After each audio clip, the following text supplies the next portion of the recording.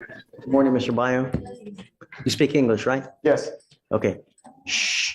All right, Mr. Bio, you're charged initially as of, it looks like November 7th, you picked up an assault of a family member. I see now that you've picked up a new case. As of November 30th, you've picked up a violation of a bond condition or protective order. I don't know which it is. All I know is that you picked up a violation case. You're facing now another year in jail and or a $4,000 fine. I haven't done probable cause, so we're going to do that. You have the right to remain silent. Anything you say can or will be used against you. You have the right to have an attorney present if you cannot afford one. Sir. Officers were dispatched to a residence in Harris County, Texas in response to a disturbance.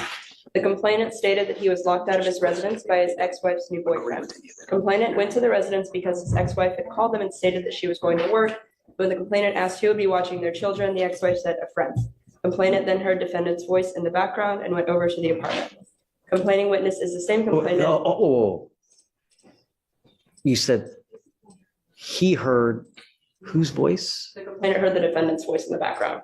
I think that the complainant believed that the defendant would be watching his and his ex-wife's children, and that's why he went over to the apartment.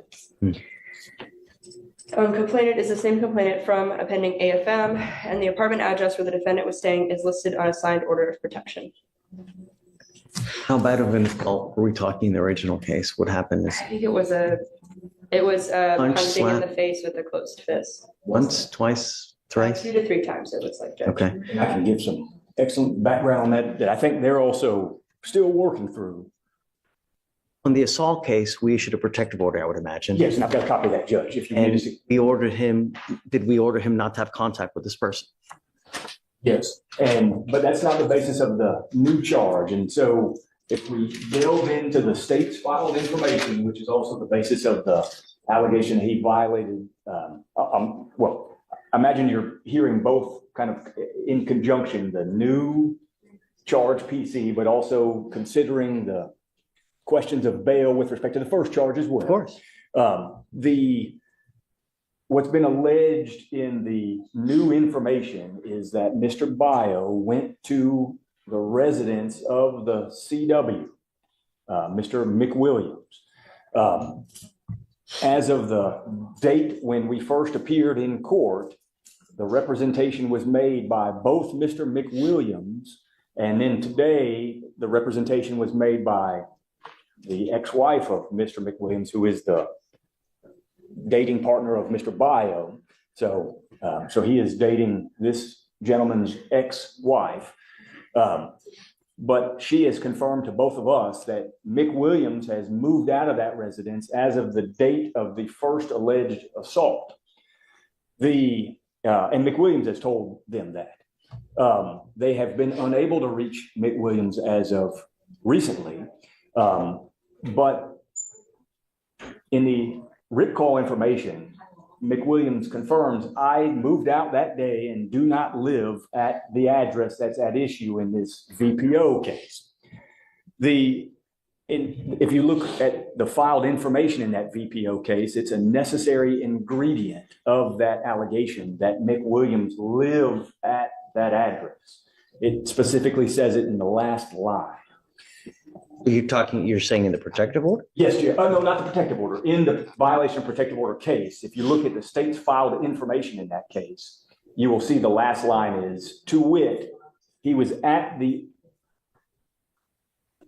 complainant's residence, but Mr. McWilliams doesn't actually live there. He moved out. Actually, was not on the lease. You're still not supposed to have contact with this person. Well, he's not. He didn't have contact with him. What happens is he's at a place that is not McWilliams' address, and then McWilliams, angry that he's there, still wanting to control his ex-wife, comes over there and busts the windows. And so that is What's the window of his ex-wife's house where Mr. Bio. What's the ex-wife's name? Shannon. Okay, so And we both spoke to Shannon a few minutes ago. and Shannon has how many kids with Mr. Bio? Or do they have kids or no? So whose kids are they? McWilliams? Williams and Shannon's children. Okay. I think there's 2. And so what's alleged in the newly filed charging document is that Mr. Bio went to the residence of McWilliams, which there's no PC to believe in. He did not go to the residence of McWilliams. He went to Shannon's residence. McWilliams does not live there, stopped living there, and the state can't meet the information. And so there's no PC on my argument, Judge, is that there's no PC that the state or the officer. So in our case, in the assault case, the protective order says that he's not supposed to go to this Spring Cypress, the apartment in Spring Cypress, right? Well, contemplating that that's McWilliams' address. Is that his address? Yes or no? That is no longer his address, Judge. Okay. When that was filed, I imagine that was the original apartment, but on the Because a lot of day, times they never update it. They just put the original apartment where it happened at, and they always assume that it's this, just. so that's no longer the address. Mr. McWilliams moved out of that address on the day of the incident, and he told me he moved out. I believe that Shannon is the only name on the lease. For the violation case, where is he alleged to have gone to? He went to the address that's listed in the original MOA. So he went to the Spring. Spring Cypress. Right. That's right. Okay. And But what he's saying is that this person no longer lives there. well, that's what McWilliams told the state. And that's what Shannon has told both the state and myself. And that is what our full understanding is. Now, I know that address is listed in the protective order, but what's contemplated by the protective order is don't go to a place where McWilliams lives. And McWilliams is not living at the Spring Cypress. The problem is that we also have this address there because he could always go back. Well, He may not live there. Maybe he lives there partially. Maybe he comes and goes. what So told us was he was he is kicked out. also as a preventative measure so that we don't want you to actually or accidentally bump into this person. And that's why we have this there, is that he did live there at one time. Perhaps he may go back. He left an article of clothing. He left pizza there, or whatever it may be. Well, what's really happening is he wants to go back and continue harassing his ex-wife. And that is what Shannon has represented, I think, to both of them. I wasn't privy to their phone call. Certainly what was represented to me. And What do you want? well, I want no PC to be found on the violation of protective order charge because an element of that offense that's been alleged is that Mr. Bio went to the residence of McWilliams. McWilliams does not live there. It's not his residence. So there's no PC to believe that that element is met. What do you think? Judge, I don't know on this matter. I gotta think, it's expressed in the order. In the order is that address was PC, but the actual location. I will say, Judge, in the charging instrument, the defendant it does say, he's not allowed to intentionally or knowingly go to a place specifically described in the order. The address in the order, that's where he was staying. But in terms of The address in the order, who was staying the defendant was staying at the address in the order. in this In the protective original order? MOA, Spring Cypress. Okay. The defendant was staying there. But I will say in terms of PC, I'm going to defer to the court on this matter. And may I just read that little blurb of the information that I think is important for the court to hear? May I take a cheat and steal y'all's computer? Go ahead. So, Do we still have a problem with him trying to communicate, though? no, he didn't want to have any communication. This gentleman comes over to the place and starts busting the windows. I will say the complainant came to the place where the defendant was staying. Like he initiated the contact in the situation. And what's alleged is, and it's the last clause, maybe two clauses, it says a place specifically described in the order, to wit, the residence of a protected individual, namely Mark, and it should say Mick Williams, but it says Mark Williams. So it's in order to meet this charging document, it would have to be that gentleman's residence, and he does not reside there, as by his own representation to the state.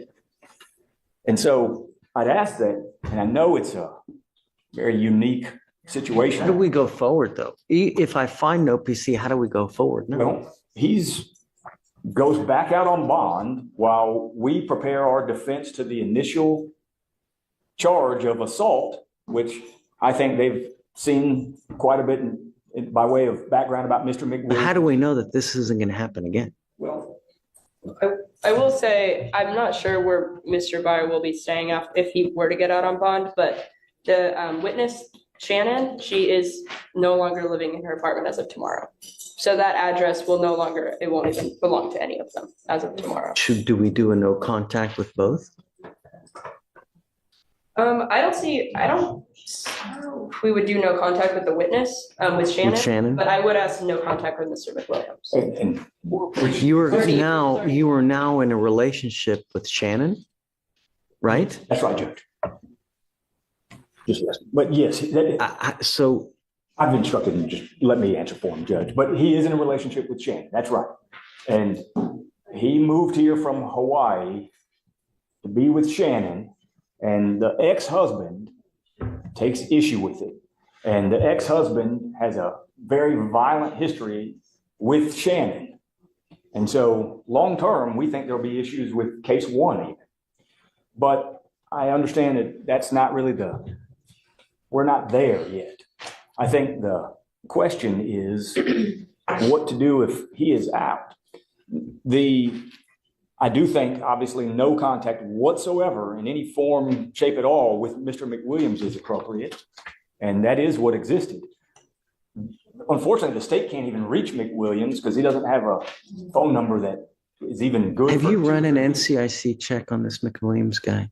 We haven't, we can see his in-county criminal history, but I can run a new check on it. Do you see? I mean, And I don't want to be Pretty incorrect, expensive. but I think he's got violent history with Shannon. But maybe Judge, when you get to be my age, it's hard to remember all the details. But I think I recall that, but maybe I'm mistaken. I don't want to represent something inaccurate. you have inherited a dangerous situation. And Mr. Bio, you need to be very careful. You know, if you are in a relationship with someone and they have another person that's in their life that's like this, you could be the bearer of bad times. So you need to be very careful. You're in a very volatile situation. So you need to be careful going forward because it really could just could go out of control. You may need to get a protective order yourself, you know? Listen closely to the judge's tone here. This isn't just legal instruction anymore. This is life advice. When a judge tells you, you may need a protective order yourself, that means the court sees danger on all sides. The law can handle paperwork mistakes. It can sort out probable cause.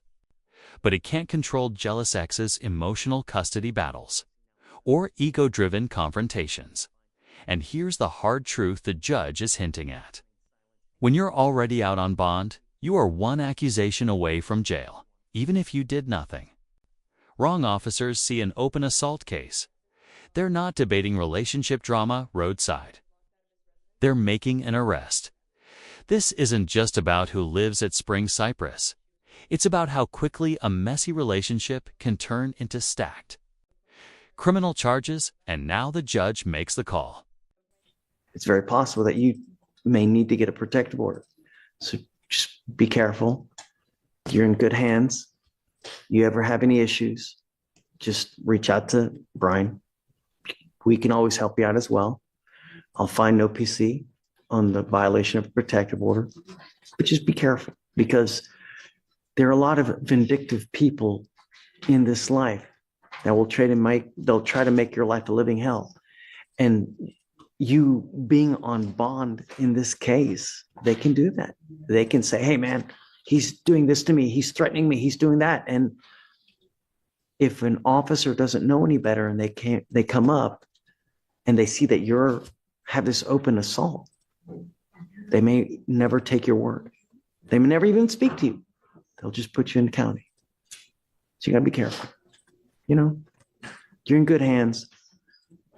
We'll help you out for as much as we can. Okay. Okay, so I'll find OPC on the,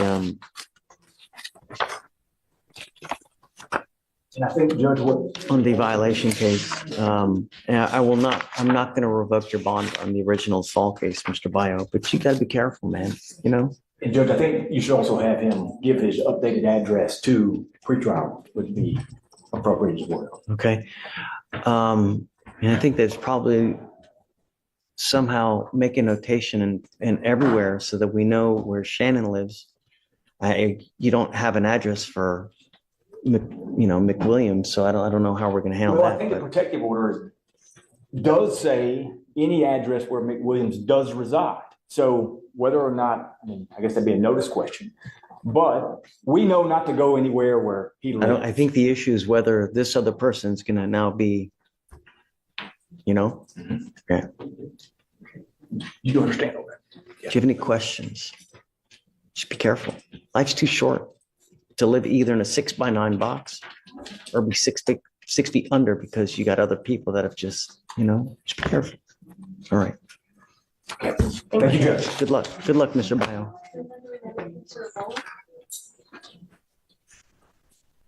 When does it expire?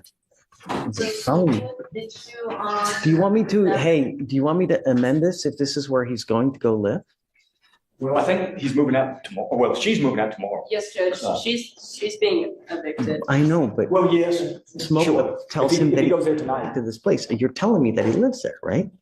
Well, I'm telling you that McWilliams doesn't live there. And, No, but you're also telling me that he lives there. I mean, well, he should have the No. right to be there, yes. And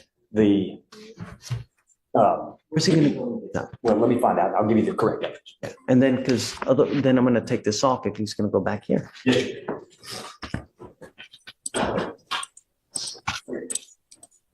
So we're gonna make this. So beware that if I'm amending this, like if he tells me he's gonna go back to the Spring Cypress, you guys need to amend it too, okay? I think his conditions are with the state actually for that.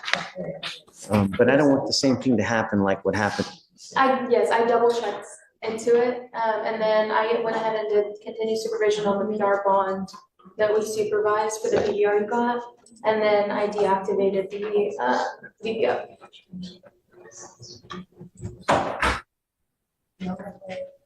Okay. Judge, he's gonna stay with a friend tonight and not go back to that address. And so we can leave that address. He's not going there tonight. He's gonna get out and he doesn't know the address because he doesn't have access to the phone right now. And he's gonna send me the address and I will give it to the court in the morning. Yeah, The just correct give it to us and then we can figure out and I'll go forward. Yes. Yeah. Okay, great. All Thank you. right, guys, we're done. Thank you, Judge. Thanks. And just like that, probable cause found. Bond not revoked. But the warning is crystal clear. Legally, the defense may have scored points on the address argument, but strategically, Mr. Bio is walking a tightrope. One misstep, one misunderstanding, one heated exchange, and he's back in county. This case isn't over. It's just entering its most dangerous phase, because sometimes the biggest threat isn't the courtroom. It's the chaos waiting outside of it. Good job today, guys. Good job. Like always. Like always. What certs do you? No. It goes to like, Oh, okay. I'll just Yeah. make whatever then. Yeah. like to cook. Yes, I'm a very good baker Really? and a good chef. I like to cook too. Oh, very nice. Love to cook. There's just no time now with a job, but For a profession, it was awful, but at home, it's great, well, then they don't complain. If you do it as a profession, people like. It's nonstop bitching and complaining, and I want my food for free. Forget it. No. Ugh.